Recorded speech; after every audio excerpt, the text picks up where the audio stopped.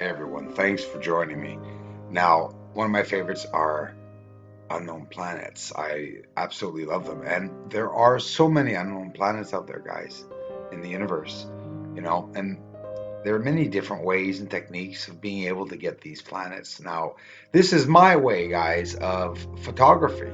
This is a photo. No, it's not live. And I could have easily passed it off as being live, adding a black background.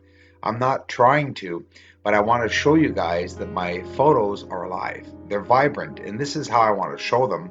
It gives you basically an exact view of what this celestial object's surface would look like overhead. Now, what amazes me most about doing this is that the only celestial objects that we can see that are this big usually are the sun and the moon.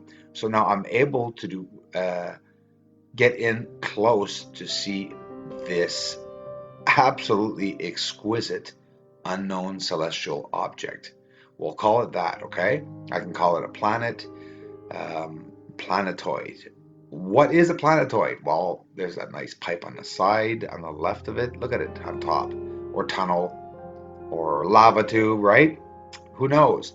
But these planets do look like they were formed rocky. Most of the planets that I'm seeing, and there are many of them with lines like this in them, sort of maze-like lines, but not all of them. And in particularly, when you see them like this, you you wonder why it's formed like this. I'm trying to learn more and more all the time about the surface of these unknown celestial objects.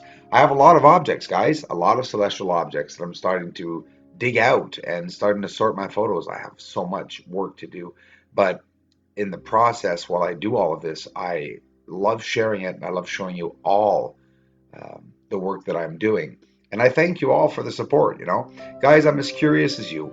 I'm not here to destroy anyone's religion, nor am I here to try to make 7 billion people believe that something is out there. I don't have to prove this to anyone. I wanted to prove it to myself, and I have.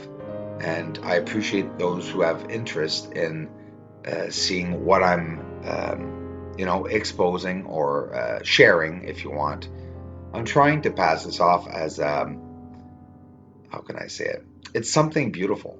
This is what I want everyone to understand, that what's going to go on, as devastating as it may be at times, it's a natural process. The Earth is going through a cleansing.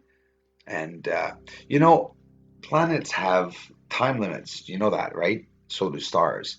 And you can't help but wonder what happens through the process of a planet or a star that becomes either um, expands through its core by hydrogen, or what would a planet do? How could it burn out its core, volcanoes, etc.? Its lifetime, the timeline, the DNA of a planet. What happens to a planet? You know, Science is studying all this right now. This is what science is and scientists are studying. We're still in the beginning when you think of it. Okay, maybe some secret mission, masters know everything. Okay, but what does that change, guys? That doesn't change anything as long as we linger on that all the time. Yes, I know it's at the back of my mind too, but in reality, let's advance. Let's look ourselves what's up there on these planets. We can do it. Other people are doing it, I'm sure. It's maybe just, not not accessible. So, what's interesting on unknown planets? Let's get to the point, Bruce. Come on, you're looking at the surface. It's really nice, mountainy, but it's just, an object. Well, we're going to look at what I found on what I call is a tunnel structure. I believe it's too symmetrically straight to be ejecta, lava, flow, etc. Take a look for yourself.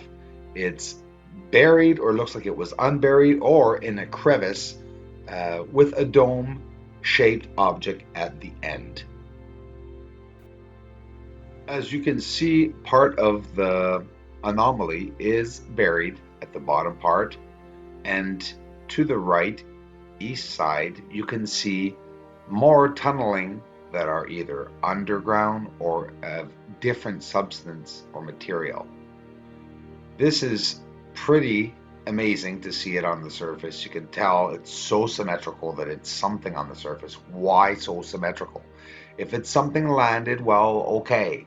But I really do see it inside of a mountain's crevice, like sort of in a Grand Canyon like area, buried too here at the back, at the bottom side. You can clearly see it. This is more amazing proof. And being able to get this on the surface. This was in the Milky Way, by the way, guys. I can't, and nor can everyone always find out exactly where you are with your telescope or camera. And I'm telling you, pointing up to the sky, it's a sky that is always changing areas all the time, all the time. There are a few constellations that do not move, but just look at this surface. Just look at it. Even though I don't know where it is, I still want to show it, guys. I have to show it. I got some bad comebacks actually 6 months ago when I posted this because people said, don't post your crap if you don't know where it is. Who cares? Look, it's not the moon, it's not the sun, and it's not even in our galaxy, okay? And this is on the surface. An overall magnificent view. I'm sharing this with you guys so that we can all profit of what is out there. This is an amazing technique of seeing the surface. Look at all the mountain outlining and everything. It's just amazing. These are the website contributors, guys. We got to thank these guys and gals because we're getting a brand new 14-inch 1400 HD CGXL telescope, 3900 millimeter focal length. Check out WSO YouTube channel, guys. Steve Olson and I interact when we can. By the way, while I was doing this video, the place where I bought the telescope called me.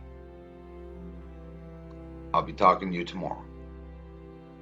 I think we got the scope.